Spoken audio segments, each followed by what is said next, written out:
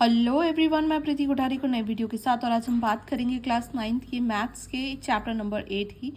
और ये बहुत ही इंपॉर्टेंट चैप्टर है, क्वाड्रिलेटरल्स। इससे सबसे मेन बात, इसमें कोई कैलकुलेटिव क्वेश्चन इसमें बहुत कम बनते हैं। लॉजिकल जो है स्टेटमेंट बेस्ड क्वेश्चन होते हैं वही बनते हैं, जिनमें कि बिल्कुल भी टाइम वेस्ट नहीं होता। आप बिल्कुल मिनटों में इन क्वेश्चन को कर सकते हैं। इसके लिए आपको पूरा टॉपिक ढंग से आना चाहिए, ठीक है। ये बात कर रहे हैं हम केवीएस टीजीटी मैथ्स के लिए। अब इसमें देखो, आज हम केवल समरी करेंगे, उसके बाद इसके क्वेश्चंस भी करेंगे, टॉपिक्स इसमें बहुत सारी थ्योरम्स हैं वो भी पढ़ेंगे, ठीक है।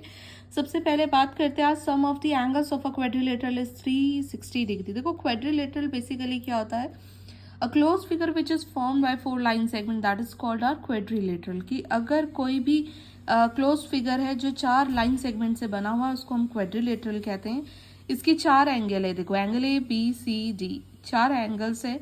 इनका जो सम होता है ना वो 360 डिग्री होता है, जिसको हम लिख सकते हैं एंगल ए बी सी और डी, इनका सम क्या है 360 डिग्री है। तो यही चीज इसमें बताई गई थी।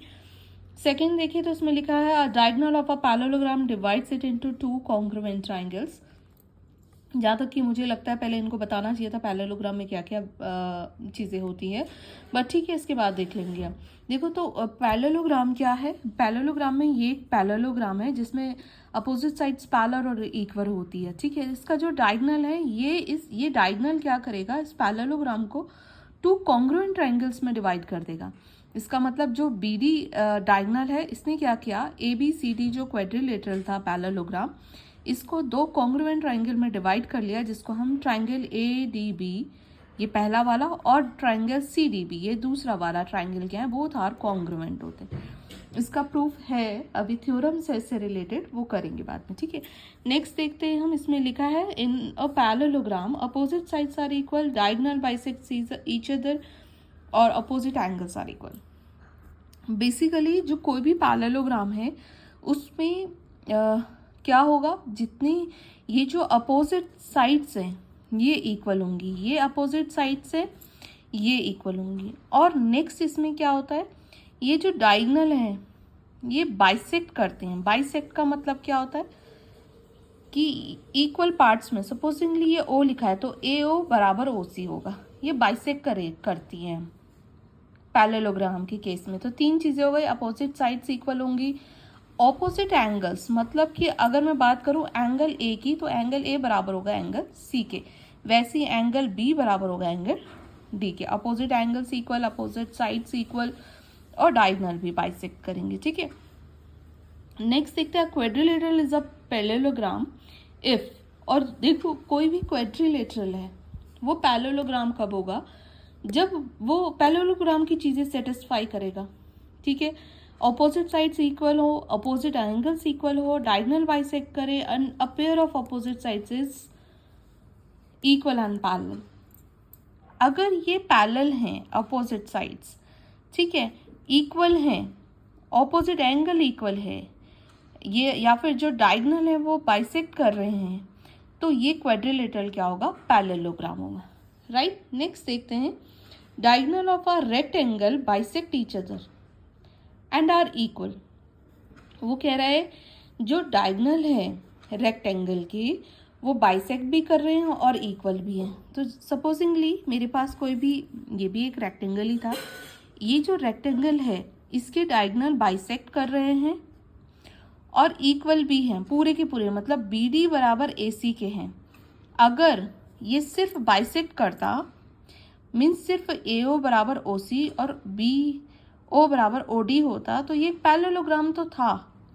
लेकिन अगर ये अब बाइसेक्ट के साथ साथ बराबर भी हैं, बराबर का मतलब बी डी बराबर ए सी के भी है, तो ऐसी कंडीशन में यही पैरेललोग्राम अब रेक्टेंगल हो जाएगा। नेक्स्ट देखते हैं रोम्बस की कंडीशन में, ये बाइसेक्ट तो करता है पर किस पे, 90 डिग्री पे करेगा। रोम्बस की कुछ कंडीशंस भी होती हैं, सपोजिंगली ये है, अभी ये ढंग से बना तो नहीं है पर रोम्बस के लिए होती है, इसमें चारों साइड्स बराबर होती हैं। अब वो कह रहा है कि ये बाइसेक्ट कर रहे हैं इसके डायगोनल, मतलब ये और ये बराबर होंगे, ये और ये बराबर होंगे, ठीक है, ये हो गए, ये बराबर होंगे। लेकिन ये बाइसेक्ट 90 डिग्री पे करेगा। अगर ऐसे हो रहा है, ठीक है, क्या हो रहा है, चारों साइड किसी क्वाड्रिलेटरल की बराबर हैं और डायगोनल जो है 90 डिग्री पे बाइसेक्ट कर रहे हैं, मतलब दो इक्वल पार्ट्स में डिवाइड हो रहे हैं, तो ऐसी कंडीशन में हम इसको रोम्बस कहते हैं। ठीक है, ये क्या है हमारे पास, रोम्बस है। अब बात करते हैं diagonal of a square bisect each other at a 90 degree.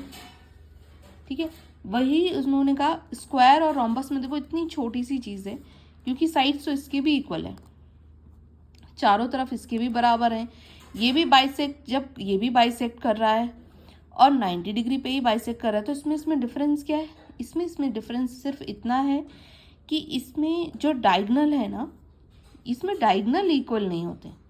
अगर डायगोनल इक्वल हो गए, मतलब अगर AD बराबर BC के हो गया, तो यही रोम्बस अब स्क्वायर बन जाएगा। और अगर ये डायगोनल इक्वल नहीं है तो यही स्क्वायर रोम्बस बन जाएगा। ठीक हो गया, बाकी प्रॉपर्टी सेम है। नेक्स्ट देखते हैं हम, the line segment joining the mid point of any two sides of a triangle is parallel to the third side and is half to it. कह रहे हैं कोई ट्राइंगल है, अगर इस ट्राइंगल में आपने इसकी दो साइड्स देख ली, ठीक है, ये दो साइड आपने देखी, AB और AC देखी, इसका मिड पॉइंट ले लिया और एक उस मिड पॉइंट को आपने ज्वाइन कर लिया और क्या कहा कि ये जो लाइन है ये इसके पैरेलल है। ठीक है, पहले तो ये बता दिया कि D मिड पॉइंट है, ठीक है, किसका मिड पॉइंट है, AB का। वहीं आपने कहा E जो है वो मिड पॉइंट है किसका, AC का।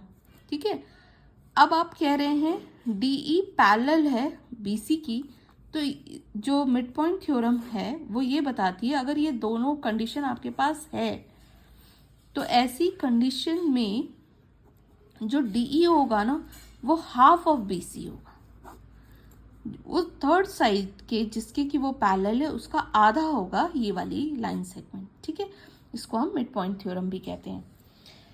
अब है a line through the mid point of a side of a triangle parallel to the another side bisect the third side. ठीक है, अगर कोई, अब ये नेक्स्ट कह रहे हैं, देखो कि अगर कोई भी ये ट्राइंगल है, इसके मिड पॉइंट से आप कोई लाइन जो है ड्रॉ कर रहे हो, कहाँ तक, दूसरी साइड तक ड्रॉ कर रहे हो, और ये लाइन ऐसी है कि एक तो D तो दे दिया उसने कि D मिड पॉइंट है, किसका मिड पॉइंट है, AB का। ठीक है, साथ में उसने ये कह दिया कि DE पैरेलल है BC के, अगर ये गिवन है, ठीक है, DE पैरेलल है BC के, और साथ में और ये पैरेलल है, ऐसी कंडीशन में ये जो लाइन ड्रॉ हो रही है थर्ड साइड पे, इस थर्ड साइड के लिए ये एक बाइसेक्टर का काम करेगी। ठीक है, इसका मतलब E जो है मिड पॉइंट हो जाएगा किसका, मिड पॉइंट होगा किसका, AC का। ठीक है, अब नेक्स्ट देखते हैं, लास्ट वो इसमें लिख रहा है the quadrilateral form by joining the mid point of the side of a quadrilateral is in order is a parallelogram. कोई भी क्वाड्रिलेटरल है, ज़रूरी नहीं हो रेक्टेंगल हो या स्क्वायर हो, रोम्बस हो, कोई भी क्वाड्रिलेटरल हो, अगर उसके मिड पॉइंट को ज्वाइन करके कोई दूसरा क्वाड्रिलेटरल बन रहा है, सपोजिंगली नाम मैंने PQRS रख दिया, तो ये जो PQRS होगा वो हमेशा पैरेललोग्राम होगा, ये कहना चाहते हैं। ठीक है, तो आज इसकी जो ये समरी थी ये यहीं पे ख़त्म होती है।